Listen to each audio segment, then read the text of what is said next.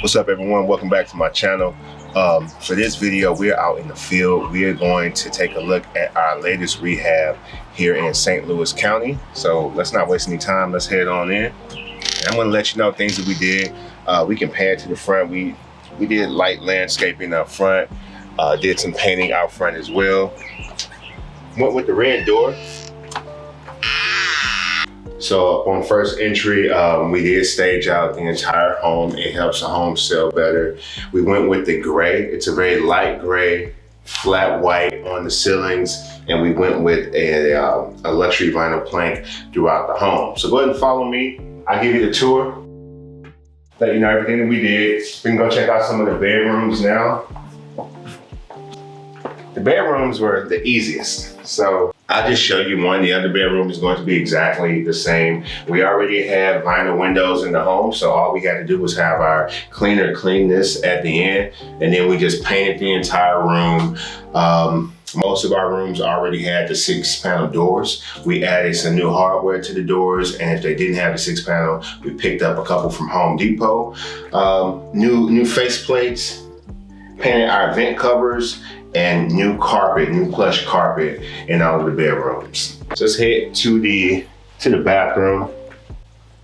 This is our main bath off of the main hallway here. In here, we went with we actually kept the tub and we kept the tile. Our cleaner was able to restore a lot of that. We did just install a new light. We had a new sink in place and some new hardware. Again, painted out the vent colors so that they can be uniform all throughout the home. Fresh plate covers as well as fresh paint throughout the home, including the bathroom. New hardware to hold our tiles. It really makes it pop, make you feel like you're at home whenever you're walking the property. All right, so let's keep moving. So here's another bedroom we can showcase. This is the master bed right here. This one was staged out as well. Again, it makes it feel like home. You can envision yourself living here, sleeping here, taking the load off after your work day. This bedroom does also come with the bathroom off of it, which is very convenient. It's not the biggest, but it is a luxury to have a bathroom to where you don't have to walk out into the hallway in order to use. So we were able to keep a lot of the things, such as the shower. We did replace the hardware. We were actually able to keep the sink here, and we just replaced out the hardware. Even the mirror and the lights, we were able to keep that because it was in great shape. The windows, vinyl windows all throughout, so we were able to keep all of that. We did go with a new toilet. I can't remember what was the reason we had to get a new toilet, but the toilet is new inside of here. Again, we went with the LVP all throughout the home, except for the bedrooms. Got the nice plush carpet in the bedrooms. More 6-panel doors all throughout. And this is one of my favorite parts. This here is the kitchen, where we have a walkout to the deck here, which is really nice. It's a nice touch to the home. This was actually one of my favorite parts of the home. Some of the things that we did here in the kitchen were, we kept the cabinets. However, we did paint all of the cabinets and we did put new hardware on the cabinets as well. We dropped in stainless steel appliances here. Everything is brand new. These appliances are actually really nice. And for our countertop, we actually decided to go with the quartz countertop. So we were going back and forth between a lighter quartz or a darker granite. The client wanted quartz. I think it turned out really good. It looks really nice. We went with a lighter backsplash. The client really wanted to have a lighter kitchen. We didn't want a lot of dark inside of our kitchen. We went with the double sink, 50-50 here. This is pretty much what we're going with, the double sinks or else the farmhouse sinks. And we have the long neck faucet here as well. And then a new refrigerator. And outside of that, just our fixtures, but everything else is new, but we did keep all of the cabinets. So we installed a new ceiling and we installed a new light. So we went with the darker fixtures throughout the home. I think they turned out great. So moving along, we even decided to finish the basement. So carpet all throughout, another dark fixture here. Painted the railing black. We can go ahead and pan around the basement here. So carpet all throughout the basement. Again, the light gray paint on the walls, painted the doors and the trim white. We have the dark hardware on the doors as well. So this was a story right here.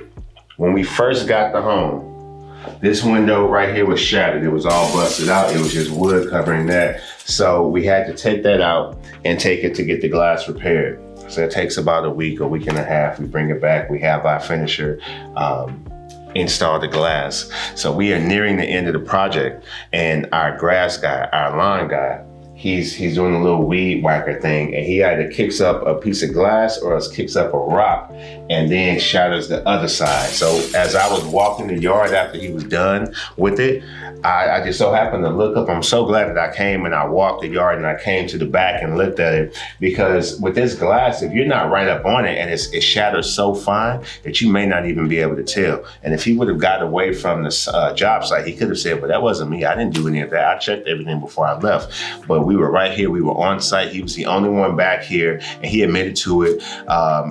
Pretty much his entire day rate had to go toward the repair of the glass. But he was very nice. He was very humble. He admitted to his fault. And for that, we actually hired him on for 2. We had him cut this yard again. We said, no weed whacker for the back.